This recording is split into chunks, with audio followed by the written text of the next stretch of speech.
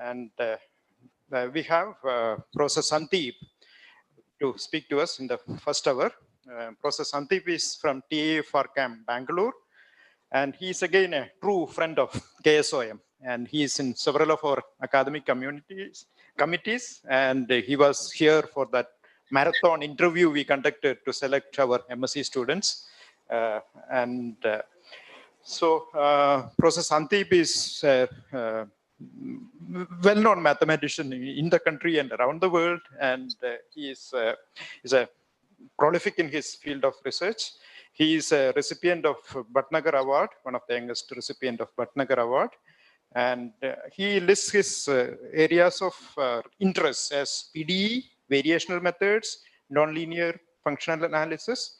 And today, Professor Sandeep will be talking on Moser-Trudinger-Adams inequalities on Hadamard manifolds. Professor Sandeep. Thank you, Vijay, for the kind introduction. Okay, so today I'm going to talk about this, what is known as the Moser-Trudinger-Adams inequalities on Hadamard manifolds. Of course, there are too many technical words. Okay, so since it is a general conference, so I will just try to give you a general picture of the topic, and I will try to take you to the result than going to any of the technical details. Okay. So let me share my screen here.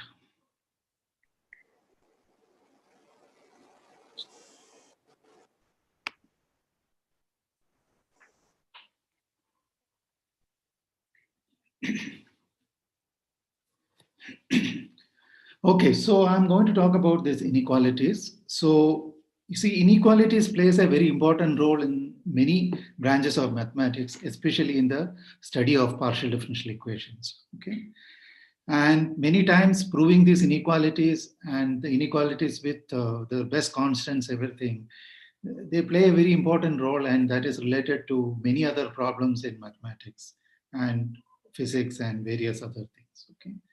So today I'm going to talk to you about some special class of inequalities, what is known as the Moser-Trudinger inequalities. Okay. So to motivate you, I start with, before directly going to the inequalities, I will just start discussing some of the problems, and I will try to tell you what is the need of deriving such inequalities. Okay.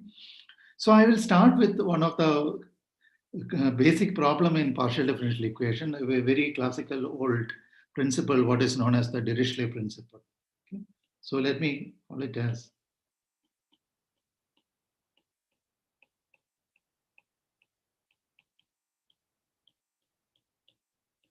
So let me tell you what this Dirichlet principle is. So let me take omega is a bounded domain, smooth domain in Rn.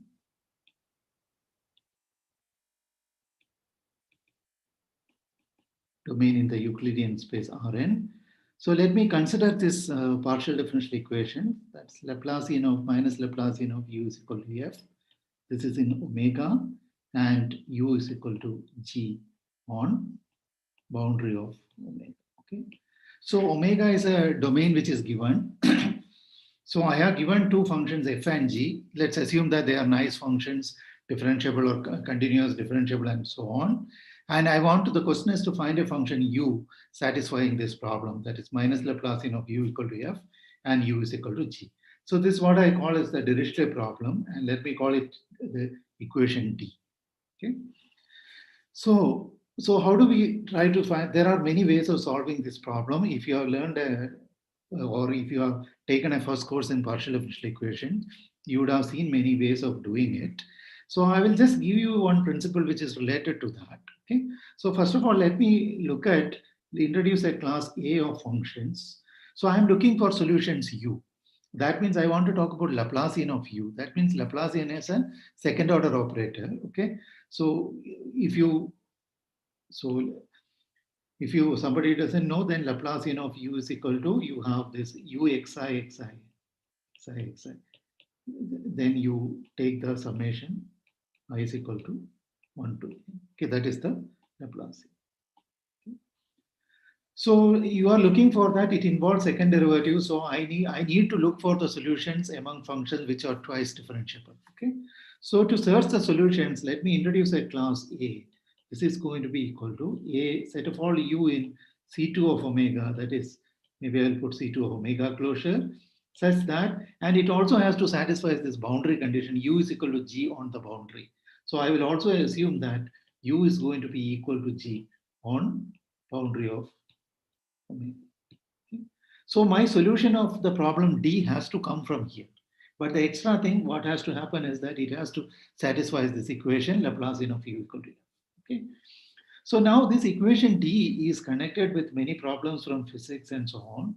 And then you know that this least action principle in physics, which tells you that the system tends to minimize its energy.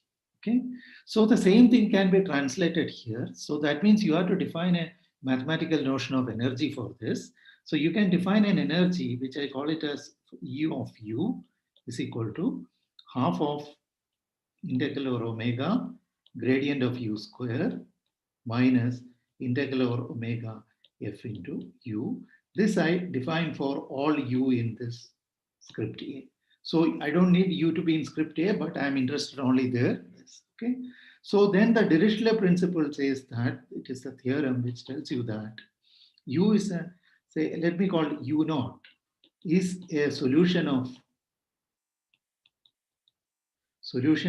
the problem D, if and only if it minimizes the energy, or in other words, if and only if E of u naught is going to be the minimum of E of u, where u varies over this class script A I have. Okay, so I'm looking for solutions from this class A, script A, what I have written, and the Dirichlet principle tells you that u naught is a solution of D if and only if E of u naught is going to be the minimum. That means u naught is the function, is a function which attains the minimum of the energy.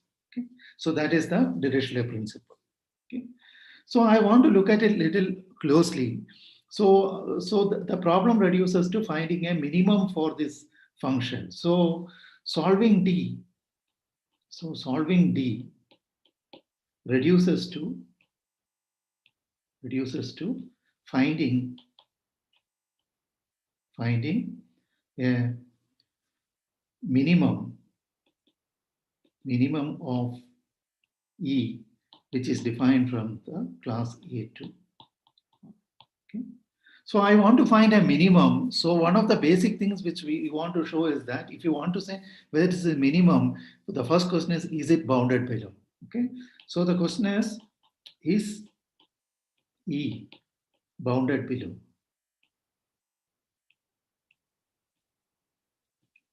So let me try to see whether I can prove that, whether it is bounded below and what is required. Okay. So E of u, I have written here, that is nothing but half of integral over gradient of u square, okay, minus integral of f into u. This is my E of u. Okay. Now there's a u which is unknown. So I want to show that, the question is, can I show that this is less than or equal to some c? Okay, for all u. This is what I wanted to see, whether I can have such a relation. So for that, I will look at the second quantity, integral over f into u. Okay, and I will take its modulus.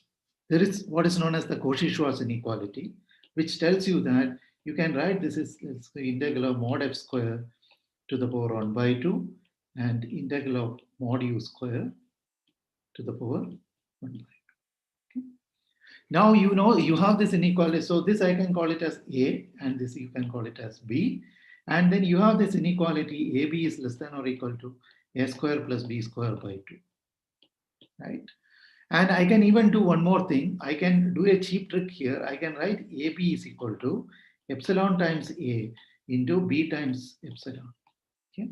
And by doing that, then I will get this is going to be, see, epsilon square into A square plus b square by epsilon square. Epsilon, maybe I'll put 2 here and 2 here. Or in other words, what I want to say is that I can write an inequality AB is less than or equal to, sorry, yeah, this is less than or equal to something into epsilon into A square plus this. Or in other words, what I'm saying that I can choose epsilon properly and I can get this inequality AB is less than or equal to A square by 2 plus some constant into B square, which I don't care what it is. Now I will use this inequality in here. So when I use that, what I get is that integral of f into u, that is less than or equal to, and this a, I take it as integral of u square. I will get this. This is something like, okay, so I'm not taking it a square by 2. For example, you can get it like that, okay? Or in other words, I will get something like integral of u square plus some constant p which depends on epsilon into integral over f square. This is what I get, okay? So now, suppose I can control this by, suppose I have an inequalities like integral of u square is less than or equal to integral of gradient of u square. It's not clear whether I have it, this kind of an inequality at the moment. Suppose I have something like that. Then I can get this as integral over f into u. That is going to be less than or equal to, some, maybe I can even have a constant here, some constant into epsilon into integral over gradient of u square plus some another constant which depends on epsilon. I don't care what it is, and integral of f square. Okay.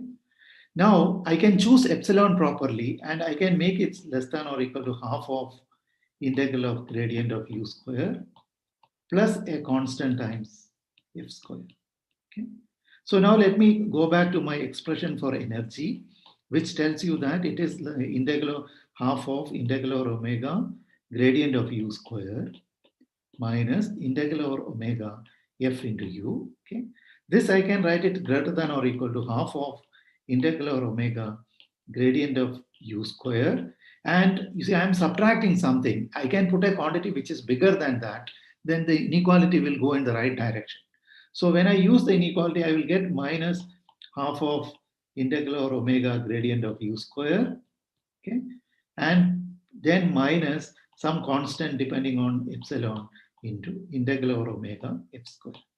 And these things will get cancelled. And finally, I will get that the energy of u has to be greater than or equal to some constant times integral over f square for all u. Okay. So what made it possible is this inequality.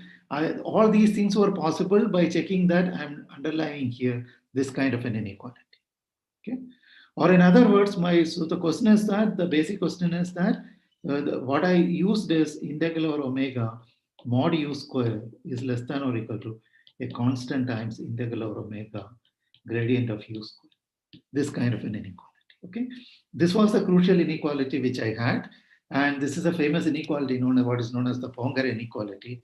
And that is what we used to show that this energy is bounded from below. Okay. So this is a general thing. And let me just go to now another specific partial differential equations, which comes from geometry, and show you that you need certain other kind of inequality. I just want to show you some different situation. Okay. So if you don't know these terminologies, don't bother much, but just try to understand the sense in which I'm trying to introduce what kind of an estimate I require. That's all. Okay. So some of you may not be familiar with some of this technical terminology. Okay. Okay. So let's consider the sphere.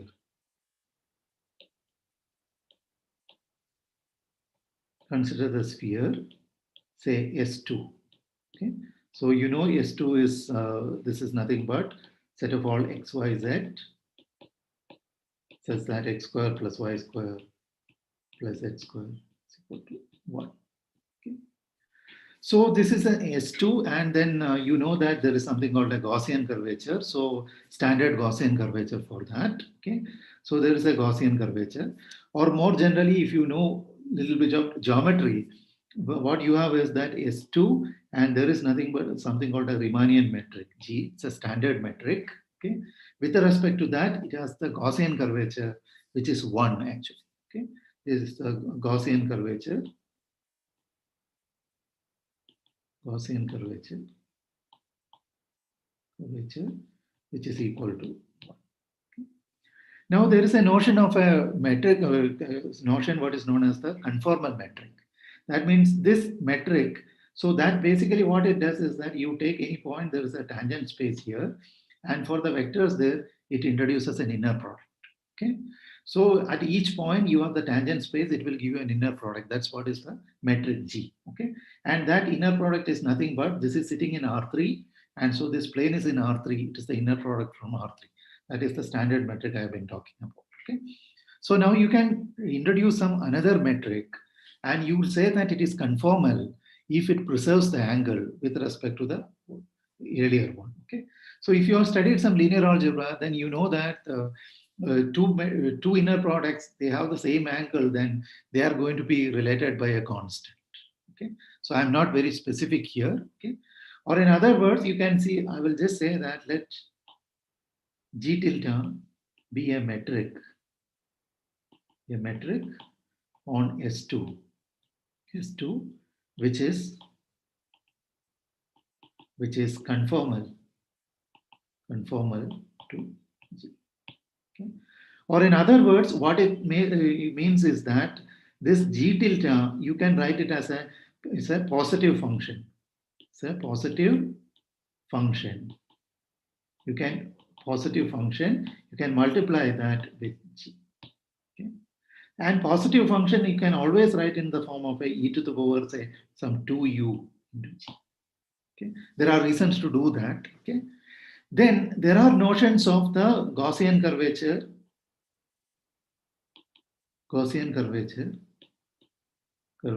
of this metric G tilde. I will denote it by Kg tilde. Okay. And Gaussian curvature of Gaussian curvature of K. Then there is a relation how when you change this metric conformally, how the curvatures are related. Okay. So the relation tells you that then the Gaussian curvatures are related by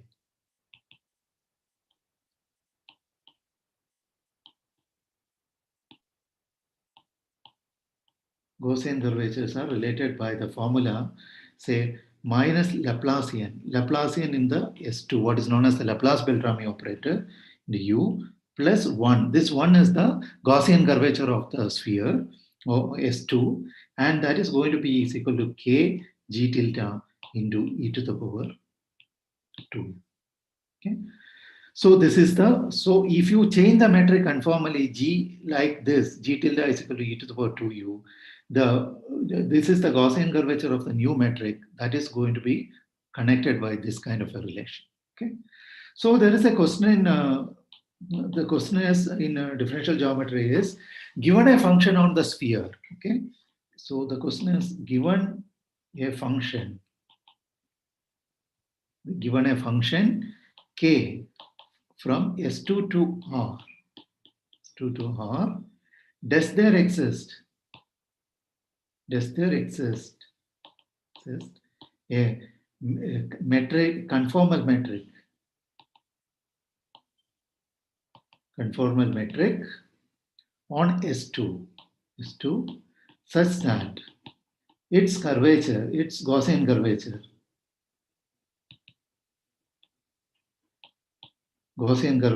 is K. That is given, you see, generally when you have a metric is given, there is going to be a curvature. Okay. So now the question is curvature is given a priori. Okay. The question is, can you find a metric which has this curvature? Okay.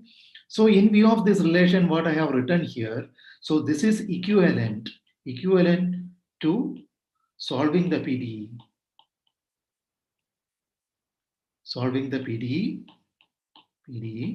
Okay, minus Laplacian for u plus 1 is equal to K into e to the power 2. Okay. So the problem reduces to solving this PDE. That means K is given, and u is the unknown. Now, like what I did it for the Dirichlet problem, there is going to be an associated energy for this problem, and the solutions you can get from that. Okay, so I will write down what that energy is, what that associated energy is. Okay, So there is an associated energy I can define E of U that is going to be equal to 1 by 16 pi integral over S2 gradient of U square. Okay, this is the gradient defined on the sphere plus 1 by 4 pi into integral over U square, S2 U. Okay, then there will be a term minus log of, okay, and integral over S2 K into e to the power 2. Okay, then you can show that this is the, if there exists a U naught such that E of U naught is going to be the minimum of E of U. Minimum of as or U varies over smooth functions on S2. Then U naught is a solution of the PDE. The PDE, what is this one which I have written, that is minus Laplacian on S2 on U plus 1 is equal to, say, K into e to the power 2U. In fact, you have to multiply with a constant and things like that, but essentially it is this. So what I'm saying is that if you want to solve this PDE, for example, you need if you can find an external for this inequality, okay, so or energy, then that is going to be a solution of the partial differential equations. Okay, so in fact, the statement has to be even more general in this case. What you can show is that there is a notion of what is differentiability or a Frechet differentiability. Okay, and once you have differentiability, you talk what is a critical point. Critical point is precisely the points for which the derivative is vanishes. Okay, and in fact, you can show that all solutions of that PDE are the critical points for this energy function which you have defined. Okay, so I haven't defined any of these things, so I'm not going to the details. Okay, so but the point which I wanted to emphasize here, just like I tried to introduce, in the Dirichlet problem, I try to show that if I want to show that it is bounded from below, I need an inequality like integral of U square is less than or equal to integral of gradient of U square. Here, let us see what are the things hanging in this term. There is a terms like e to the power 2u. I'm underlining here e to the power 2u. Okay, and then you have gradient of U square. Okay, so we will understand that. So we need to control the terms like integral or omega e to the power 2u by integral of gradient of u square, say if we want to study whether infimum is achieved, infimum of E is achieved. Okay. So now in the first problem, what I had, my question was, can I have an inequality like this? Integral of gradient of U square. Okay. So now I have improved it much better, and now the next problem, what I have is something like, can I have some e to the power 2u, something like this, gradient of U square. Okay, these are all up to a constant. Okay, can you have something like this? Okay, so that is the thing. So the left hand side, you can see that they are pure functions of U. That means you are talking about the integrability of U, its powers, and exponential of U, and so on. And the right hand side is the gradient. That's what the L2 norm of the gradient. Okay, or so do you have this kind of an inequality? Okay, so in the literature, such inequalities exist. Okay, and that is those inequalities are known as what is known as the Sobolev inequalities. Okay, so I will just write it as what is known as the Sobolev inequality.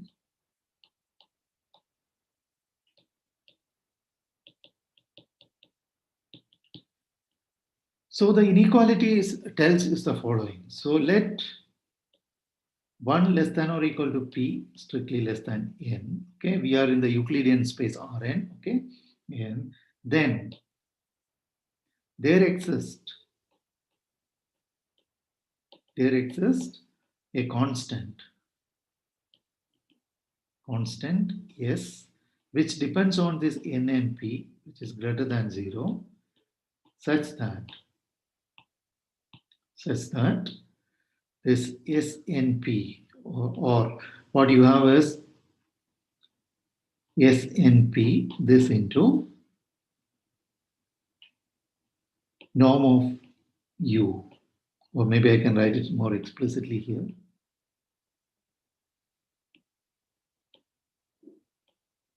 Integral over Rn mod U to the power, I will write it as P star to the power P by P star less than or equal to integral over Rn modulus of gradient of U to the power P. So this holds for all P. So for all U, which is C1 function with compact supporting Rn, where my P star is going to be equal to NP divided by N minus P. Okay. So this is clearly an inequality. On the right hand side, you have the LP norm of the gradient. On the left hand side, you have some powers of U. Okay. So for example, so the problems which I have been talking about earlier, for example, that prescribing the Gaussian curvature, etc., on the two-dimensional sphere. Okay. So that is N is essentially is equal to 2. So, and I was interested in gradient of U squared. Then you can see, but here you have estimates like this. Okay. So you can note that, and this constant is NP, etc. These are all explicitly known, and you can compute it, what that constants are. But from there, so this inequality, you can see that it is valid for 1 less than or equal to P strictly less than N, because you see that there is an N minus P here. Okay. So the question is, what happens? What happens when P equal to N? Okay. When P equal to N, so we know that the LP norm of a function will goes to the L infinity norm of L infinity as P goes to infinity. Okay. So let's note that when P goes to N, this P star actually goes to infinity. Okay. So therefore the LP star norm, so this implies that norm U P star, this will go to the, say for example, norm U in L infinity, some good condition, that some extra conditions are required.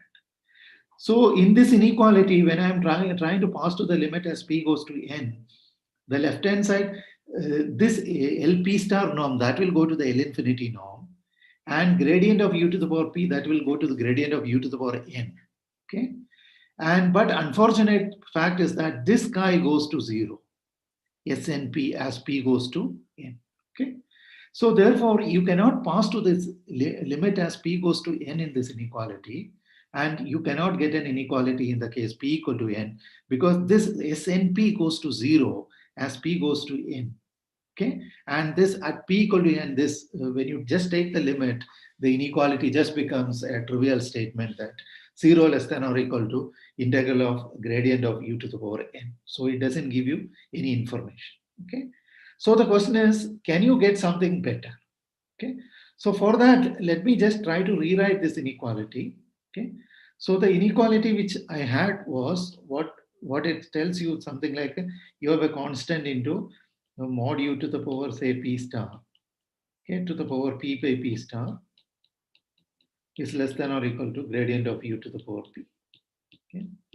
So this is a homogeneous inequality in the sense that if I put in place of U lambda times U, then the same power of lambda comes out from both sides. Therefore, you can divide by a constant and make sure that the right hand side is always 1.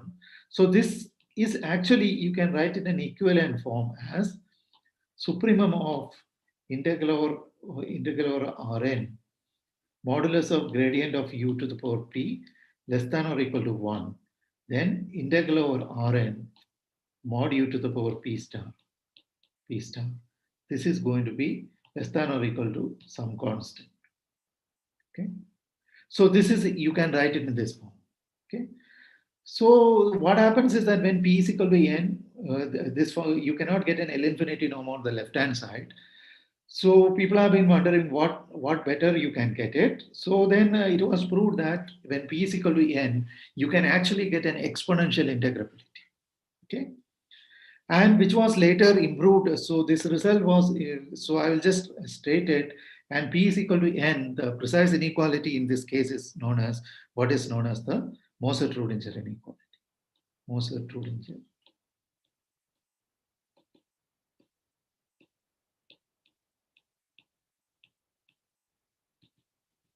Moser-Trudinger inequality.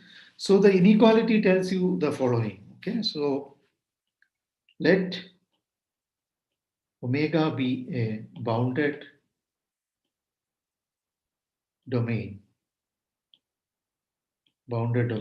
in Rn. That's an open connected set. Then there exists a constant Cn greater than 0 such that Cn means it's a dimensional constant, it depends only on the dimension, such that supremum of integral over omega gradient of u to the power n less than or equal to 1, and u is going to be a C1 function with compact support in omega, integral over omega e to the power, say, alpha times mod u to the power n by n minus 1 dx. Okay. This you can write it less than or equal to that constant which I gave and the measure of omega. Okay. And in particular, it is finite. Okay. And there exists such that this inequality holds if and only if alpha is less than or equal to an optimal constant alpha n, which can be given by n into omega n minus 1 to the power 1 by n minus 1, where omega n minus 1 is the surface area, surface measure of Sn minus 1, in R. And moreover, what it says that if alpha is strictly greater than alpha n, then the above supremum is infinity. Above supremum is infinity. Okay. So the other inequality which I have already written in this form. Okay. So in P is equal to n, this P star, it's a polynomial kind of growth. Okay. So that I could get it as an exponential. And then it says that you have this kind of an inequality. It will hold for only when alpha is less than or equal to some constant. So a specific constant. Okay. This kind of an inequality. Okay. So the history of this inequality is that this was first derived by people like Trudinger, and there is a person called Petre, Professor, and various people. And what they proved is that there exists one alpha for which this kind of an inequality holds. Okay. Then what happens is that when Moser was studying that problem which I mentioned in the very beginning, that's the question of prescribing the Gaussian curvatures on S2, and then he understood that he needs a very sharp inequality. Namely, he wanted to calculate for what value of alpha this inequality holds. Okay.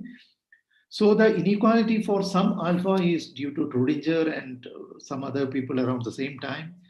And the optimal value of that constant alpha n, which I have written here, alpha n, that is due to Moser.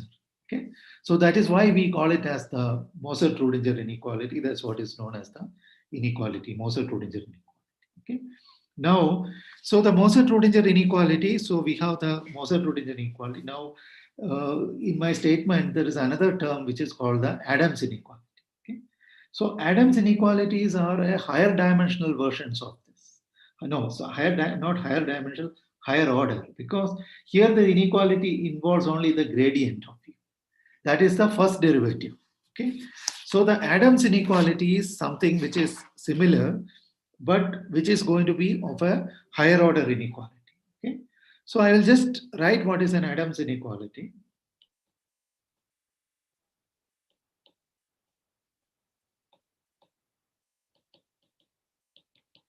So this is something very similar. So earlier I had a gradient, that is a first order operator.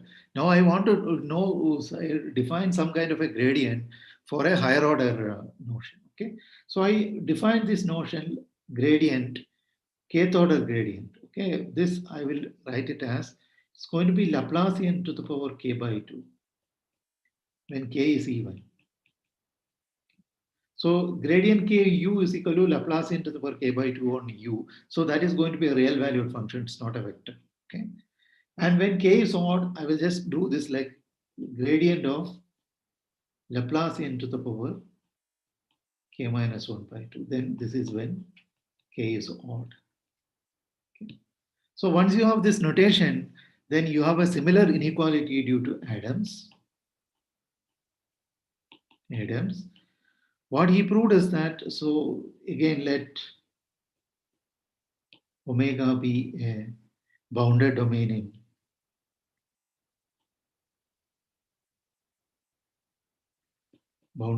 in Rn, okay, Rn. And let me take 1 less than or equal to k, strictly less than n. And I take p is equal to n by k. So note that when k is equal to 1, it is p is going to be n, okay. And then there exists a constant C0, which depends only on k and n, which is greater than 0, such that you have a similar inequality like Moser-Trudinger, okay? And the supremum of u element of c infinity of omega, integral over omega. This time, instead of gradient, I will take the kth order gradient of u to the power p. I already remarked this p, when k is equal to 1, it is n. This is less than or equal to 1. Integral over omega e to the power, say, some beta mod u to the power p by p minus 1. Okay. This is less than or equal to some C0 into the Lebesgue measure of omega. This holds if and only if beta is less than or equal to beta naught. And beta naught, where beta naught is explicitly given. Beta naught is explicitly given. Explicitly given. Okay. So you can have a similar inequality in the higher dimensional case. But what I wanted to tell you is that, you see, even those two inequalities look somewhat in the same way, but the proofs are completely different. Okay. So the first proof of this Adams inequality is what that is more using tools from harmonic analysis. Okay. And the first inequality of Moser, that uses some other tricks like what is known as symmetrization and various tools like that, various mathematical tools. Okay, so even though the statement looks same, but the difficulties are much more when you are trying to deal with this Adams inequality in this. Okay. This explains the two terminologies which I used in the statement or the title. So that is Moser-Trudinger and Adams inequality. So these are inequalities of this form. Okay. So now what I am interested in, my next word comes is the Hadamard manifolds. Okay. So now I wanted to know, for example, what do I mean by that? What I wanted to do? Okay. Yeah. So meantime, I wanted to tell you that I gave you the motivation for this kind of an inequality as the problem of prescribing the Gaussian curvature. Okay. And it was Moser who started this study, and he actually implemented that program, but he was not very successful.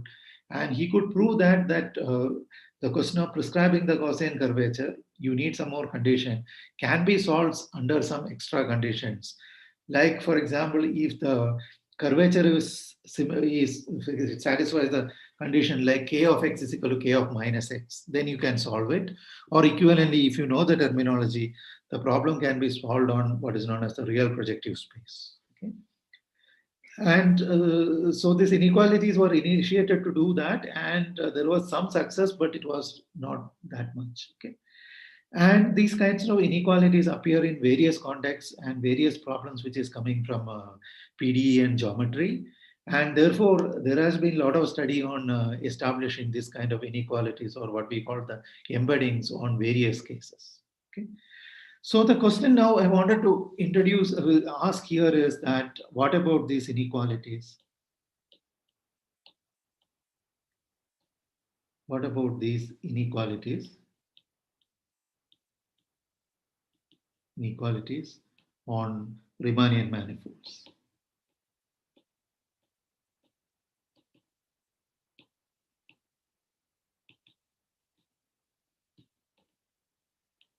What about this inequality in Riemannian manifolds? So let me just take a Riemannian manifold. Let M comma G, Mg be an n-dimensional Riemannian manifold. Riemannian manifold. So you assume that earlier I was working with a sphere, okay? So M is, so it's kind of a space, okay, which in coordinates locally at every point, it was a coordinate, it looks like an n-dimensional Euclidean space. And what this G does is that at each point there is a tangent space, and there you can define an inner product, okay? So once you can define an inner product, you can define the length of curves, area, and so on, okay? And then you can induce a measure there, and so all these calculus you can do it there. So if you don't know the definition, don't bother. So I will just do that. Okay. So it's an n-dimensional Riemannian manifold. Okay. So now the question is, what about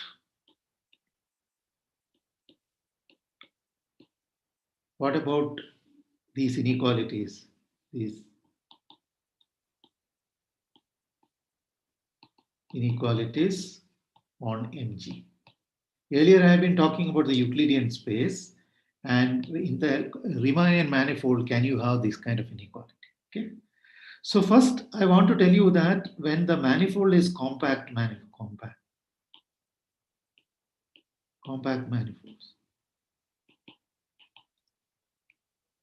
When you have a compact manifolds, so it is more or less understood that this inequality exists. Okay. So the first work in that was due to Moser. He proved it on the very special case S2. Okay. And after that, well, there was a very elaborate work of a person called Fontana, and he proves both on any compact Riemannian manifolds, both Moser-Trudinger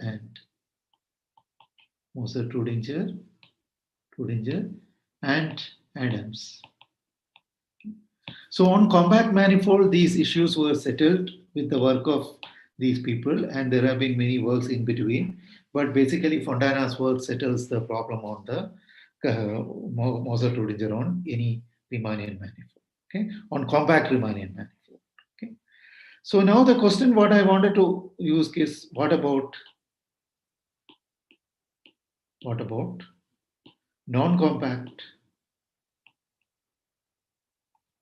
non-compact Riemannian manifolds?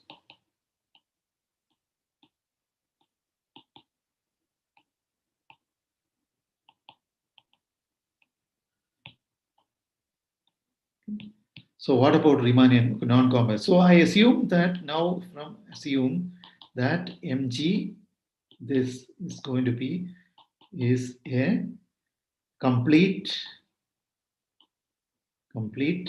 non-compact, say complete non-compact Riemannian manifold.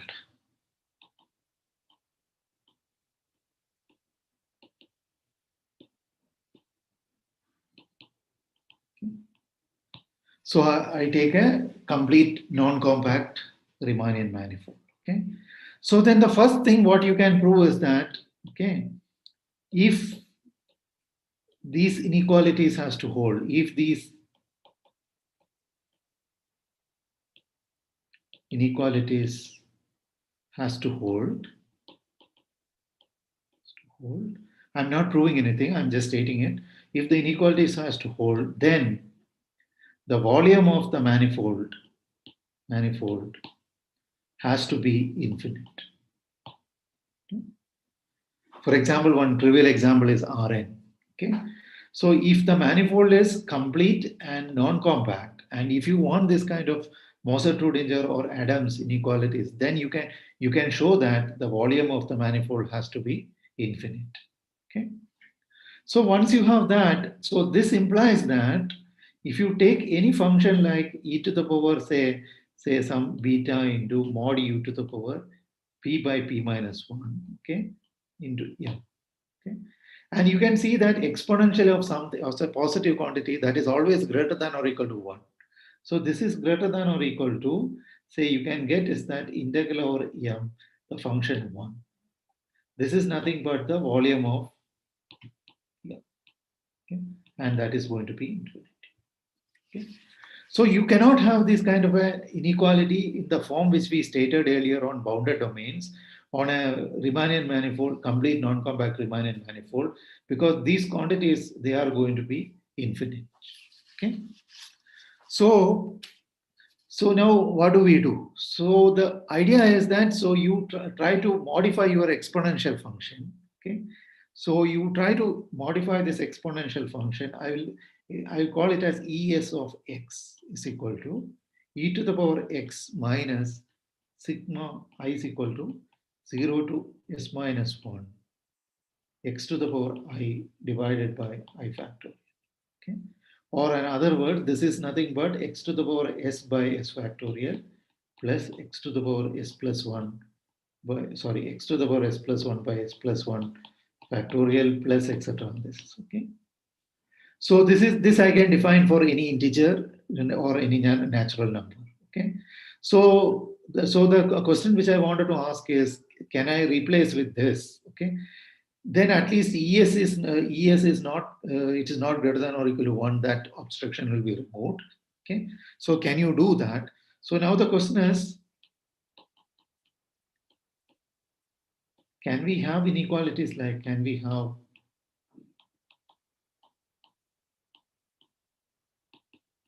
inequalities of the form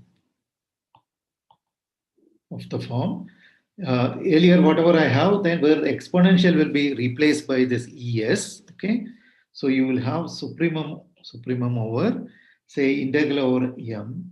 Okay, I will put, say, gradient. This is on the Riemannian manifold gradient, and kth order gradient you can define like before, less than or equal to 1, and then u is going to be a C infinity function with compact support on the manifold, and then you have integrate. Instead of exponential function, I have this ES. Okay, then you have something like beta into mod u to the power p by p minus 1. Okay, and this is finite. Okay, for beta less than or equal to some beta naught. Can you have this kind of an inequalities? Okay. So in this case, the abstraction, whatever I obtained here, like here, that won't be there anymore when S is there. So can you prove these kind of inequalities? Okay. So you can note that suppose you have such an inequality, then note that you have this kind of a term e to the esx. I am underlining here. The first term is x to the power s by s factorial. Okay. So you have that es of x for x positive is greater than or equal to a constant times x to the power s. Okay. So using this, okay, if let me underline, if this holds, so this means I'm putting this inequality. If this holds, that will immediately then we will have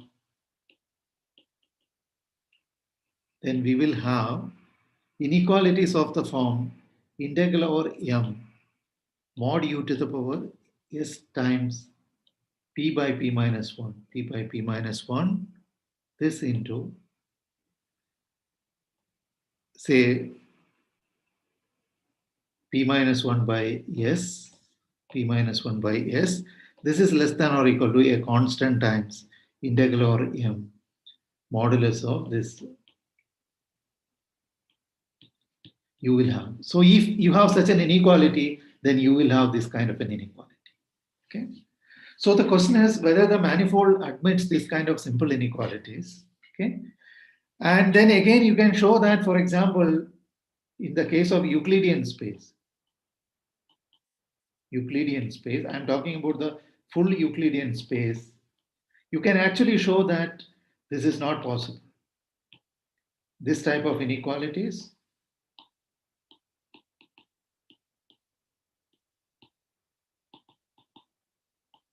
is not possible as, say, I have a condition k into p is equal to the dimension. Or there's a p here, k is the order of the derivative, etc. And basically what you can do is what is known as a scaling argument. And from there you will see that you cannot have this kind of an inequality. Okay. But in the Euclidean space, there are other substitutes. On the right hand side, instead of this, you add some quantities like mod u to the power p as well. Okay. And then you can get such inequalities. Okay. So there are ways of modifying it. Okay. So now when you are talking about the manifolds, for example, now the question is, are there manifolds you have these kind of inequalities? Okay. So that is what, yes, indeed, there are some manifold, what is known as the Cartan-Hadamard manifolds. So these type of inequalities and are available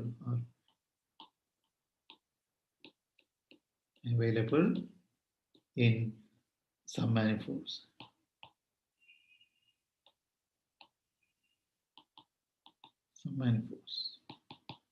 Okay. So the first thing, one such type is what is known as the Cartan-Hadamard manifold or Hadamard manifold. Hadamard manifold. Okay. So this is the definition is it's non-compact, complete, non-compact, simply connected.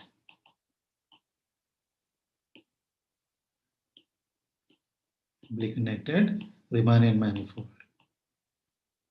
manifold. Of sectional curvature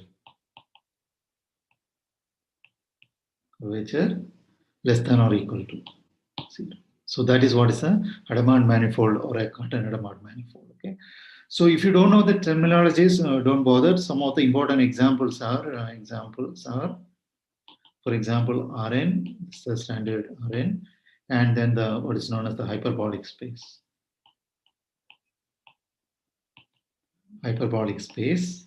And so on. Okay. So there are spaces. So these are spaces of curvature less than or equal to 0. Okay. And there is a simple representation of that. These manifolds are nothing but you can consider Rn with a metric. And with respect to this metric G, this is going to be complete and non-compact and so on. Okay. So the manifold will have one chart which is given by Rn, and then you have a it's a metric is given. So you can see Rn here at each point. This G will give you an inner product. So if you have two vectors here, there will be an inner product. It need not be the usual Euclidean inner product. That will be given by a metric inner product, which I will call it as Gx. Okay. At each point, Gx will give you a inner product between the vectors. Okay. So this Cartan-Hadamard manifold, you can simply see it as something like that. Okay. So in such manifolds, so we have inequalities. Okay. So we have inequalities. So I will just tell you that. So you have an inequality on Cartan-Hadamard manifolds. You have inequalities like this. Okay. So the first inequality is, so we have in Cartan-Hadamard or in Hadamard manifolds,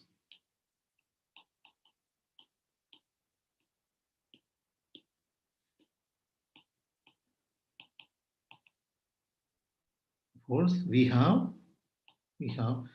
some inequalities. For example, I can give you, there is a inequalities like some constant Sn into Snp, and it defines on the manifold, and integral over say m mod u to the power p star, where p star is the same thing which I defined before. P by p star is less than or equal to integral over m gradient of u to the power p. You can have this inequality. Okay. So now in the first problem, I was asking, for example, when I talked about the Dirichlet problem, I've been asking about, can you have inequalities like integral of or mod u square is less than or equal to integral of gradient of u square. Okay. So you can have such inequalities in Hadamard manifolds, but you need an extra condition. You see, the Hadamard manifolds implies that sectional curvature is less than or equal to 0. Okay. So if you assume that it's it is strictly negative, then you can have such inequalities. Okay. So the another theorem is that if the sectional curvature is less than or equal to say minus some a square for some a positive, then you have some inequalities like this: n minus 1 into a divided by p all to the power p, and integral over m mod u to the power p is less than or equal to gradient of u to the power p. Okay, so you need this extra condition. This kind of Sobolev inequality doesn't require this extra condition. If you have this kind of a condition, you have this. Okay, so what I'm saying that in Hadamard manifold there is enough evidence that maybe you will have inequalities of this form. Okay, so I was studying, so among many other things. So we have studied these kind of manifolds and these type of inequalities and the related partial differential equations. We have been studying such inequalities, okay? And we did manage to prove the existence of such inequalities and also have some applications in related partial differential equation. So I will just stop by stating a theorem on the Hadamard manifolds, whatever I have. So this was a joint work with one of my collaborators.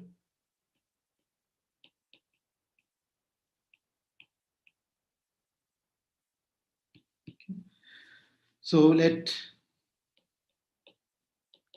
MG be a Hadamard manifold.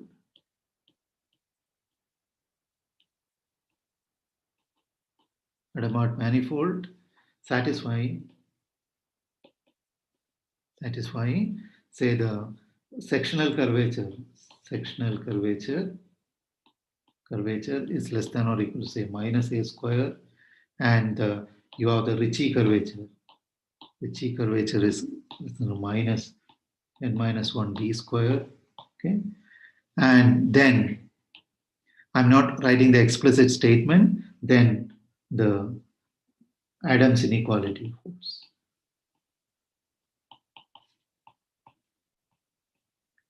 Inequality holds. Okay, so that's the statement. I'm not telling what this inequality is, but the inequality holds. And I just want to make some remarks saying that the proof involves what is known as Green's function, and the proof requires some tools from geometry to estimate the what is known as the Green's function. If you don't know, don't bother Green's function. And you need some tools for harmonic analysis and so on. And when you have that, and then you can prove these inequalities. Okay. So once you have that, you have this inequality, and you can also have some applications to the questions like prescribing the curvature and various other types. Okay. So I'm not going to the details because I need a lot of technicalities to do that. Okay. Okay, I will stop here, and thank you for your attention. Thank you, Sandeep. Yeah. Do we have any questions from the audience for Professor Sandeep?